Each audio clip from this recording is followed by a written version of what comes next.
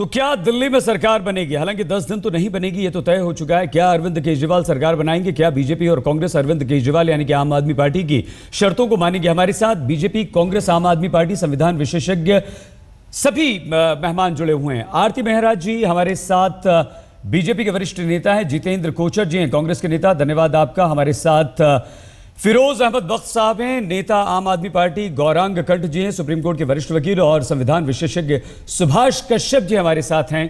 कश्यप साहब, सर, भारतीय राजनीति के इतिहास में क्या ऐसी स्थिति आपने कभी देखी है? आपका लंबा चौड़ा बहुत लंबा अनुभव है सर, कि ऐसी स्थिति आई हो जो आज दिल्ली में है कि जो पार्टी सरकार बना रही है वो समर्थन लेने वालों से अपनी शर्तों पर समर्थन ले रही है, और अगर हम संवैधानिक तौर पर देखें तो कहीं कोई पेच तो फंसता हुआ सर नजर नहीं आ रहा। सुभाष जी, देखिए, ये स्थिति बहुत सारी दृष्टियों से अभूतपूर्व है, इसमें कोई संदेह नहीं, लेकिन बहुत कुछ असंगत भी है। हमारे देश की, मैं कहना चाहूंगा, सबसे बड़ी उपलब्धि आज तक की लोकतंत्र है जी। और लोकतंत्र में विधानसभाओं में, लोकसभा में निर्णय जनता के चुने हुए प्रतिनिधि बहुमत के द्वारा लेते हैं। बहुत सारे मुद्दे जो इन पत्रों में उठाए गए, उनमें से कुछ तो ऐसे हैं जिन पर अगर आम आदमी पार्टी सरकार बनाती है तो सरकार स्वयं प्रशासनिक निर्णय लेकर तय कर सकती है। सवाल यह है कि क्या वो करने के लिए तैयार हैं। कुछ मुद्दे ऐसे हैं जिन पर निर्णय विधानसभा में बहस होने के बाद बहुमत के द्वारा होना चाहिए। पहले से उन पे अगर सदन के बाहर ही निर्णय कर दिया जाएगा तो ये तानाशाही होगी, ये लोकतंत्र नहीं होगा। लोकतंत्र में विधानसभा नियमों के अनुसार चलती है, नियमों के अनुसार निर्णय लिए जाएंगे। समर्थन का अर्थ ये होना चाहिए कि वो सरकार को गिराएंगे नहीं, अविश्वास प्रस्ताव पर नहीं गिराएंगे। बिल्कुल बिल्कुल सुभाष जी और बात करेंगे, लेकिन दो बहुत ही महत्वपूर्ण बिंदु आपने यहां पर उठाए हैं। और फिरोज जी, देखिए, पहली बात, सुभाष जी साफ तौर पर यह कह रहे हैं कि आपको किसने रोका है? आप प्रशासनिक फैसले लीजिए, जो कि आरती जी भी अभी कह रही थी, गौरांग जी भी सहमत थे उससे। आप प्रशासनिक फैसले लीजिए, जो आपको करना है, जिस तरह के अफसर आपको रखने हैं रखिए, जिन्हें हटाना है आप हटाइए। और दूसरी बात ये कि आप संसद के अंदर जो हमारी एक संवैधानिक प्रक्रिया है उसके अनुसार आप फैसले लीजिए और कानून बनाइए और जनता को फायदा पहुंचाइए, तानाशाह मत बनिए। क्या कहेंगे? देखिए, ऐसा है अंसारी साहब, पहले तो मैं बात शुरू करूंगा जो कॉन्स्टिट्यूशनल एक्सपर्ट हैं हमारे सुभाष कश्यप साहब। ये बात बिल्कुल सही कि हिंदुस्तान की तारीख में इस तरह का जो फैसला आया, जनता ने जिस तरह से अधर में लटका दिया है सभी पार्टियों को, पहली बार आया। फिरोज जी, जनता को तो अधर में आप लोग लटका रहे हैं। हम नहीं लटका रहे। जनता ने तो फैसला दिया, जनता ने तो आपको इस लायक बनाया कि आप सरकार बना सकें। मेरी रिक्वेस्ट है अंसारी भाई, मैं बात पूरी कर लूँ। देखिए, ये हमने नहीं कहा था जनता से कि ऐसा जनाधार दीजिए, लेकिन जो भी जनाधार आया उसकी हम पूरी हम उसकी रिस्पेक्ट और रिगार्ड करते हैं। अब यहाँ मसला ये है कि ये कहा जा रहा है आम आदमी पार्टी से कि आप भाग रहे हो जिम्मेदारी से। मैं ऐसा बिल्कुल नहीं समझता। और अरविंद ने जो 20-25 मुद्दे रखे हैं सभी के सामने, मैं समझता हूँ बड़े जायज़ मुद्दे हैं, और उन मुद्दों के बिना पावर में आना, मैं समझता हूँ हम प्री पोल हमारा यही प्लान था, तो पोस्ट पोल हम उसे कैसे चेंज कर दें? हम सत्ता को भोगने नहीं आए, हम सेवा करने आए, हम राजनीति करने नहीं आए, हम नीति से काम करेंगे, कूटनीति से काम करेंगे। तो इससे बात मेरे ख्याल से अब कहने की कोई गुंजाइश नहीं बची है। जो अरविंद केजरीवाल ने सारे प्रेस के सामने अभी मुद्दे रखे, तो हमें पूर्ण बहुमत मिले।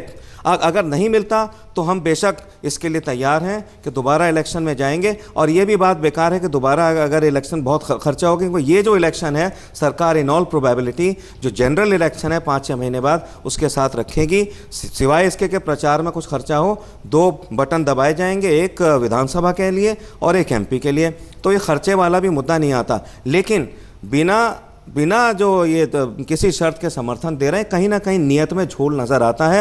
वो फंसाना चाह रहे हैं अरविंद केजरीवाल को, वो आम आदमी पार्टी के आगे दाना डाल रहे हैं कि कल को ये पावर में आते हैं तो हम इनको जो है निकम्मा साबित करके और फिर हम इनकी सरकार को गिरा देंगे। हम ऐसा नहीं चाहते। अगर हम गुड गवर्नेंस देने के लिए आए हैं तो अच्छा गवर्नेंस हम देंगे। जी से हम फिरोज जी की इस बात का कांग्रेस की शर्तों पे नहीं देंगे, भाजपा की शर्तों पे नहीं देंगे। राजनिवास के बाहर मौजूद हमारे संवाददाता अनुराग ढांडा के पास लिए चलते हैं। अनुराग, वो पत्र भी जो अरविंद केजरीवाल ने बीजेपी कांग्रेस को लिखा है वो भी आपके पास है, 25 शर्तें भी आपके पास हैं। क्या कुछ हुआ, क्या कहा है अरविंद केजरीवाल ने? अब क्या गेंद हम ये माने कि सीधे सीधे कांग्रेस के पाले में है और कहीं ना कहीं बीजेपी कटघरे में है, अरविंद केजरीवाल के निशाने पर है? अनुराग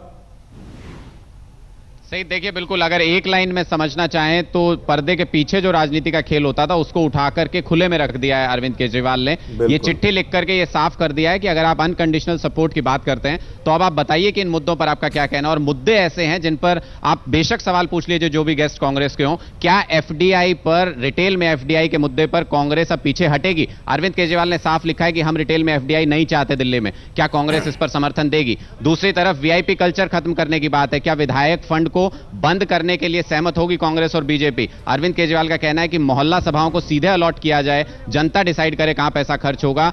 विधायकों के लिए फंड खत्म कर दिया जाए, जो लाल बत्ती कल्चर है, जो घर देते हैं विधायकों को, वो सब सुविधाएं वापस ले ली जाए। क्या इसके लिए कांग्रेस बीजेपी तैयार होगी? तो ये ऐसी चीजें हैं जो कांग्रेस और बीजेपी शायद तैयार नहीं हो सकती इन बातों पर, और वो बैकफुट पर हैं। बहुत धन्यवाद अनुराग आपका। दोबारा आएंगे। अनुराग ढांडा हमारे संवाददाता लगातार इस खबर पर नजर बनाए हुए हैं। जितेंद्र जी, सुभाष जी ने एक अच्छी बात कही कि बहुत सारी चीजें ऐसी होती हैं जो विधानसभा में, संसद में तय होती हैं, वो आप वहां जरूर कीजिए, लेकिन कुछ मुद्दे ऐसे हैं जो 25 शर्तें रखी।